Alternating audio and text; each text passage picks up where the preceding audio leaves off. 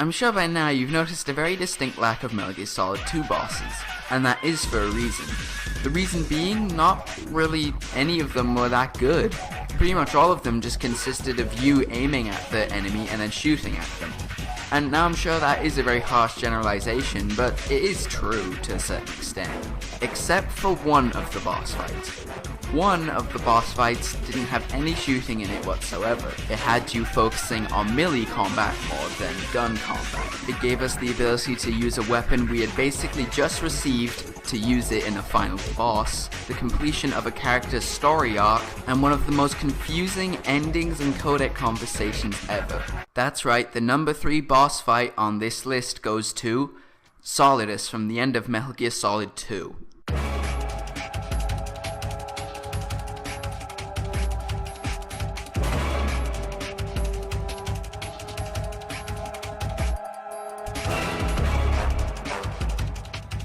Out of all the best Metal Gear bosses lists I've seen mentioned on the internet, not once have I seen this fight being mentioned on them, which means I must be one of the few people that actually likes this fight, meaning I'll need to explain my reasoning of why I like it so much, more than I have for any of the other numbers so far. But first, something I need to mention. Towards the end of Metal Gear Solid 2, Raiden receives a sword, which then gives you the ability to use it for the rest of the game, which is awesome. Even better is the fact that the sword fighting mechanic is actually fun to use, and it's by far the best weapon in the game. There's a whole bunch of attacks you can do with it. You can slice horizontally, vertically, do a spin attack, a stab attack, and even block bullets, making you almost indestructible if you're skilled enough. Except there's only one tiny problem I have. You only get the sword in the final level of the game! Yeah, thanks, I can use the sword for the entire rest of the game, except for the fact it's only the last 10 minutes. The fight through Arsenal Gear and this boss is the only time where you can use the sword in the story mode. And you'd think that as a congratulations for finishing the game, there'd be the ability to use it for the whole story, like they did in the later games where your first playthrough was for the story, and now these next playthroughs are for fun and you get all your items back. But nope. Why did they do that? It would have made that next playthrough almost like a completely different game. Why? Oh. The fight against Solidus consists of you hitting him, blocking and dodging his attacks, and trying not to fall off Federal Hall. Wait a minute. That sounds kind of familiar. The fight consists of you hitting Liquid, dodging his attacks, and trying not to fall off Metal Gear. The fight is slightly similar to the fight against Liquid in Metal Gear Solid 1. They're both melee-focused battles and final bosses, except this boss fight is quite a bit more advanced. The fight is 2 stages to it, the first being the more simple stage, where Solidus slashes at you, shoots rockets out of his tentacles, and strangles you.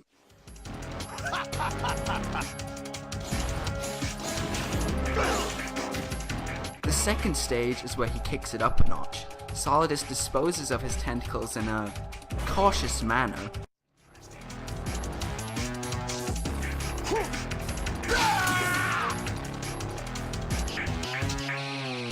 which allows him to move a lot faster and gives way to his new attack, the Fire Dash. Wait, fire? Again? Really? Not only that, but here his sword attacks get a lot more aggressive, and if you get hit by either of them, you can quickly find yourself looking at this screen. No, not that one. No! Jack, please answer me! Yeah, there we go. The fight takes place on top of Federal Hall, a landmark that is shoved in your face throughout the entire game, but you don't understand its significance until you get there. It's by no means as cool as fighting on top of a Metal Gear, but it's still pretty cool. The drabness of the buildings is like a metaphor for the crumbling condition of society at the time, and the control the Patriots have over, I don't know. Let's just move on. The music? My god, that music. Father and Son is without a doubt my favorite track of Metal Gear Solid 2. It just makes the fight so much better and climactic. If this track wasn't playing during the fight, I don't think I'd like it anywhere near as much as I actually do.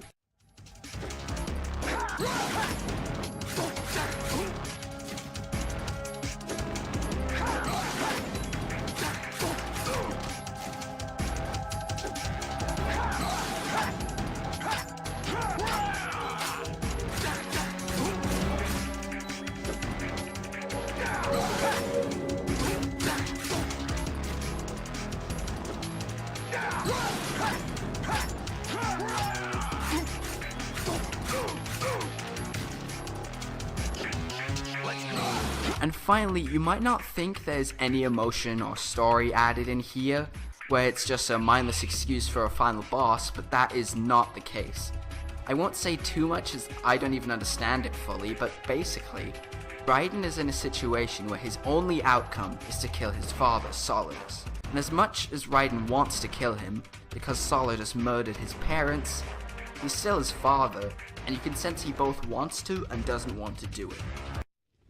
We need to decide which monstrosity will have the privilege of survival. By the way, Jack, I was the one who killed your parents.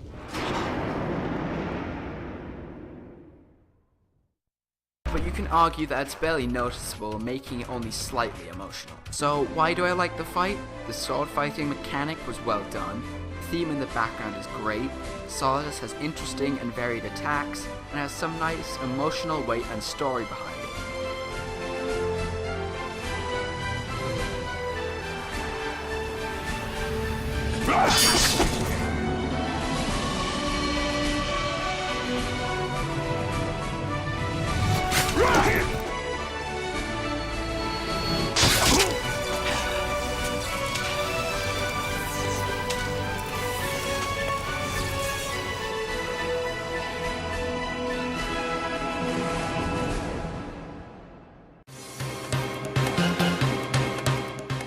The boss fights of Metal Gear Solid 3 were very hit and miss for me. There were some pretty good ones, and then others just no. They each had their own unique setting, theme, and different style to defeating them, however, which made them, oh screw it. You know what's coming, it's the boss from the end of Metal Gear Solid 3. What a thrill, with darkness and silence through the night. What a thrill. I have no idea where to start with this fight. No, seriously, that's one of the reasons why this video took so long to make.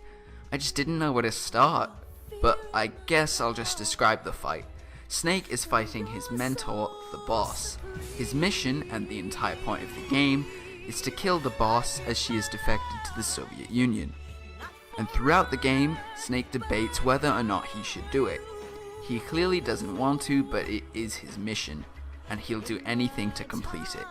You finally meet up with the boss in a field of white flowers where she gives a big exposition speech about her past, how she met the Cobras, her relationship with the Sorrow, and much, much more. Once she's done speaking, she wants to fight you, but she won't go down easily. She wants to see if her student really can outsmart the mentor, and she gives you 10 minutes to do it. I raised you. I loved you. I've given you weapons, taught you techniques, endowed you with knowledge. There is nothing more for me to give you. All that's left for you to take is my life. I'll give you 10 minutes. In 10 minutes, MiGs will come and bomb the hell out of this place. If you can beat me in less than 10 minutes, you'll be able to escape in time. Let's make this the greatest 10 minutes of our lives, Jack. Sounds familiar? Liquid, you copycat! The fight is a more gun-focused battle with some CQC elements thrown in. You fight the boss in a field of white flowers which you can use to your advantage as you can hide in them. However, she can also do the same. At first, the fight is completely silent, you only hearing the wind and the moving of the flowers. But then as the fight goes on, you slowly hear a theme emerge. That theme being...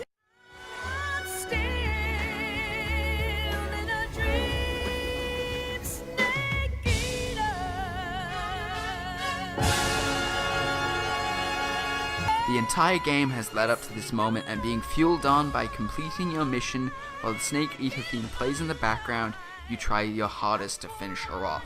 The fight is a complete blast to play as the boss is a challenging foe, however not to the levels of being cheap or making you want to throw your controller against the screen.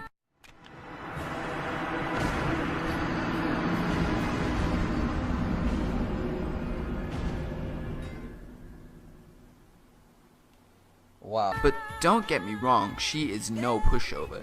Catch yourself off guard or stand still for too long, and you'll get destroyed by her difficult to counter CQC moves or her rapid fire infinite ammo Patriot.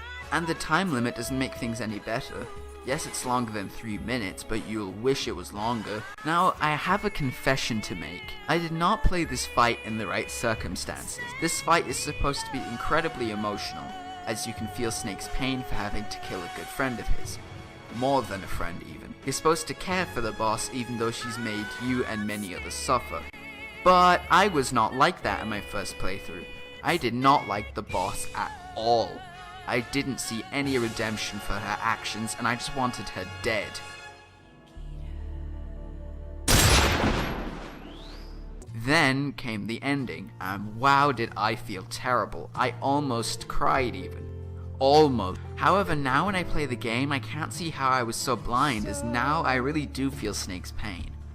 Probably because I've seen the ending. But anyway, once the boss is defeated, you need to take the final shot to finish her off. You literally need to take the final shot. It's not in a cutscene. You have to press the fire button to shoot your beloved mentor. And once you do, it's heartbreaking. You'd better take it all. They'll tell you what they know. The flowers turn to red and you've completed your mission and taken part in one amazing final boss fight. I've got something in my throat.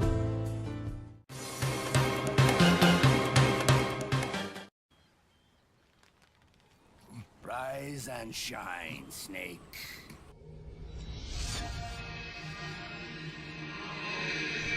The war is over.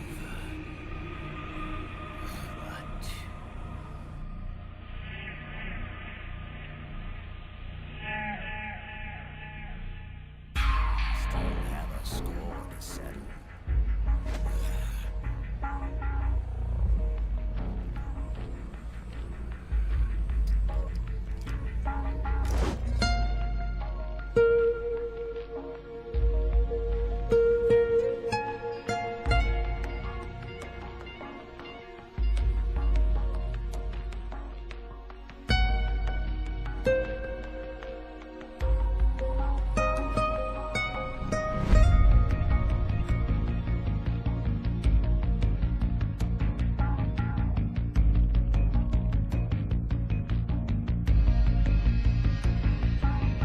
That's right, you all saw this one coming. Not only is this the greatest Metal Gear final boss so far, because of its great fistfight mechanics, beautiful setting, perfect music, and the end of Snake's entire story, but it is without a doubt one of my favorite boss fights ever. Ever. After a 4-minute cutscene fight, which is an absolute joy to watch, the fight begins. It follows the same formula as the fight against Liquid and the fight against Solidus, as it is a melee-focused fight consisting of you dodging the enemy's attacks and hitting them. However, it's much more advanced than that. You can use a huge variety of CQC moves, ranging all the way from slamming his head into a pole to finally being able to strangle him for a change. You are fighting him on top of the highest point of Outer Haven, where you can see the entire ship along with the ocean and the sun setting. A perfect setting for a final boss. What's so great about this fight is it's like a Metal Gear retrospective, each stage of the fight representing each Metal Gear game. Stage 1 is Metal Gear Solid and the fight with Liquid on top of Metal Gear. Stage 2 is Sons of Liberty and the fight against Revolver Ocelot. Stage 3 is Snake Eater and the fight against Ocelot. And finally, Stage 4 is Guns of the Patriots and the fight against Ocelot. Liquid Ocelot. Each of those stages has the main themes, usable camera angles, life bars, and fighting techniques used in the actual game. Even the fighting stance and taunts change in between the stages.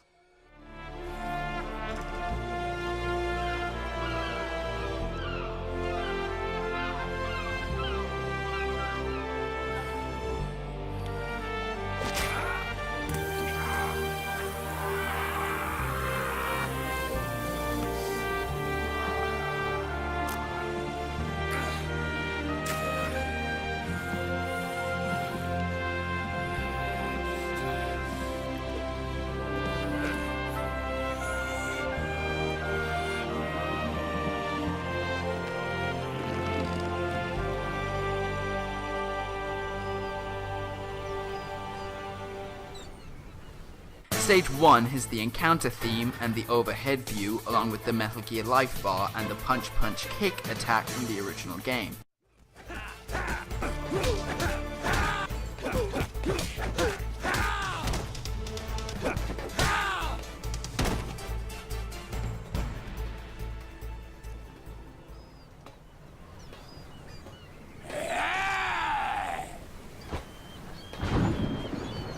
Stage 2 has the tanker alert theme and the third person view.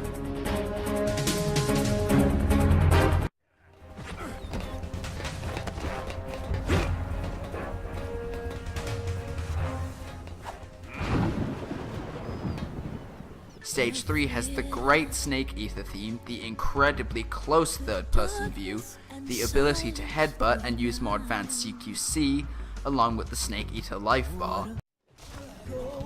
Through the rain, someday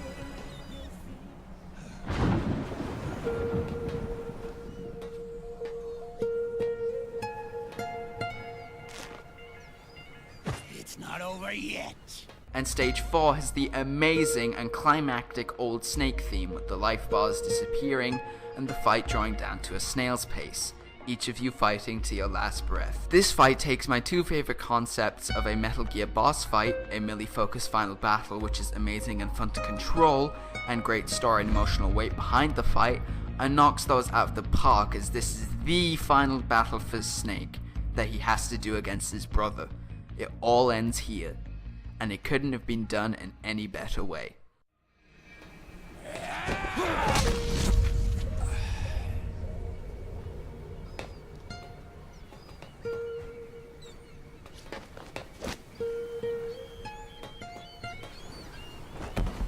I hope you guys enjoyed the video, and I'll see you guys next time.